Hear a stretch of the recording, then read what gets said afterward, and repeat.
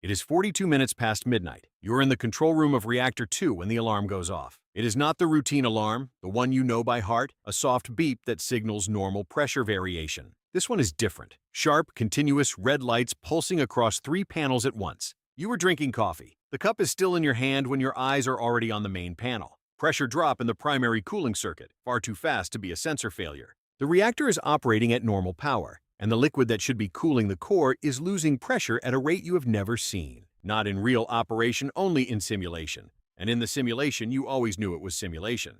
You slowly set the cup down. Your mind is already 3 steps ahead. A nuclear reactor does not explode like a bomb. That is the first myth they break in training. What happens when cooling fails is different, and in some ways, worse. The core keeps generating heat even after the chain reaction is halted, because of the residual radioactivity of the fission products.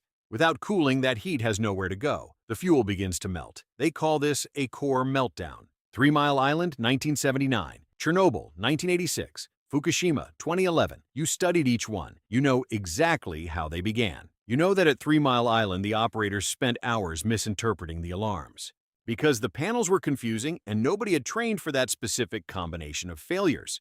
You know that at Chernobyl, the reactor was in an unstable state that the operators didn't know how to recognize. You know all of this. And now you stand before a panel with a red alarm pulsing, needing to decide what to do in the next 60 seconds. Protocol is clear. Rapid pressure loss in the primary circuit.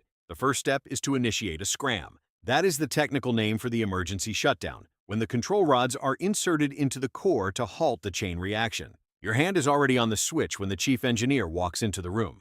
He looks at the panel. He looks at you. You don't need to explain, the numbers speak for themselves. The scram is activated, the control rods descend, the reactor power begins to fall immediately. But that does not solve the problem. It solves half of it. The reactor has stopped reacting, but it is still hot, very hot, and the cooling circuit is still losing pressure. The chief engineer grabs the radio and activates the emergency cooling system high-pressure pumps that inject cold water directly into the core when the primary circuit fails. You hear the system start up, and then you hear something you shouldn't hear. Nothing. The pump started, but the circuit pressure did not rise. There is a hierarchy of problems in a nuclear power plant. 1 failure is manageable. 2 simultaneous failures are serious.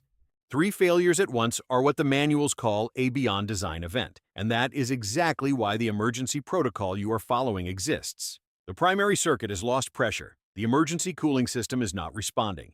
Your team has 4 people in the control room and 8 more spread across the plant. You assign tasks out loud. 2 will physically check the emergency cooling valves in the reactor basement, and 2 will stay at the panels monitoring core temperature. The core temperature is rising, slowly, still within safety limits, but the trend is clear. Without active cooling, it will keep rising. You have time, but not unlimited time. Meanwhile, the chief engineer is on the phone with the Nuclear Regulatory Authority. Protocol requires notification within 15 minutes after declaring an emergency. You passed the 15-minute mark already. Somewhere outside this room, people are being woken up, evacuation plans are being checked, helicopters are being positioned. The 2 technicians who went down to check the valves call in on the radio.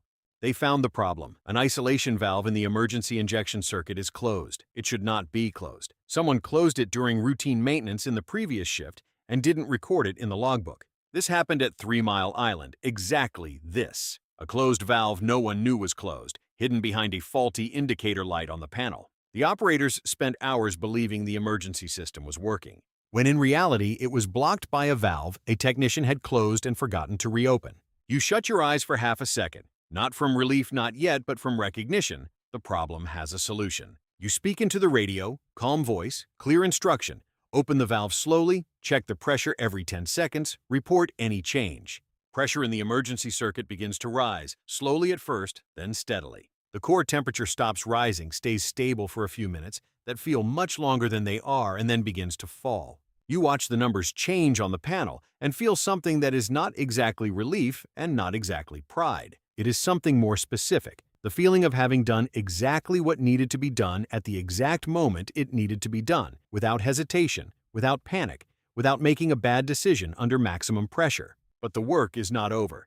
The reactor is shut down and the core is cooling. The immediate crisis has passed. Now begins another phase, longer and in some ways more demanding. The investigation, the report, the explanation to the regulatory authority of every decision made, in what order, by whom, and based on what information. At 3 in the morning, you are sitting in a meeting room with regulators, the plant director, and 2 engineers who arrived urgently from company headquarters. There is coffee on the table that no one is drinking. The debriefing of a nuclear event is meticulous in a way few industries understand. Every alarm is logged with millisecond precision timestamps. Every operator action is recorded on video and audio. Every radio communication is archived. Nothing that happened in that control room over the last 2.5 hours is reconstructed from memory. Everything is checked against the actual record. You describe every decision in order. The chief engineer adds details.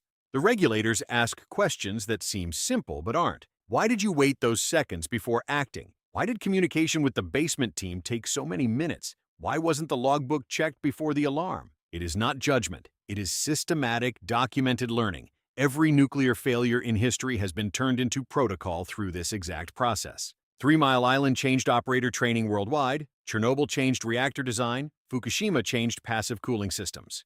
What happened tonight will become a report that will become training that will be used in plants you will never see. 5:40 in the morning, you leave the plant through the same gate you entered 12 hours earlier. The sun is rising. The parking lot is fuller than it should be at this hour. Cars of regulators, emergency called engineers, and 2 vehicles you don't recognize with government agency logos. You stop in the middle of the lot and look back. The plant is a huge gray structure, with the reactor dome standing above the other buildings. It is quiet, it is safe. Reactor 2 is shut down and will remain so for weeks while the valve is inspected, the primary circuit checked, and the report completed. No one was irradiated. No radioactive material left the building. The nearby population slept through the night without knowing there was a red alarm pulsing a few kilometers away. That is how it should be. The crisis the world never knows happened is the crisis that was resolved. A well-run nuclear plant is invisible. You never appear in the news. No one knows your name. Success is measured in decades of operation without incident, a number with no headline, no drama, no story to tell. Except when the alarm goes off at 42 minutes past midnight,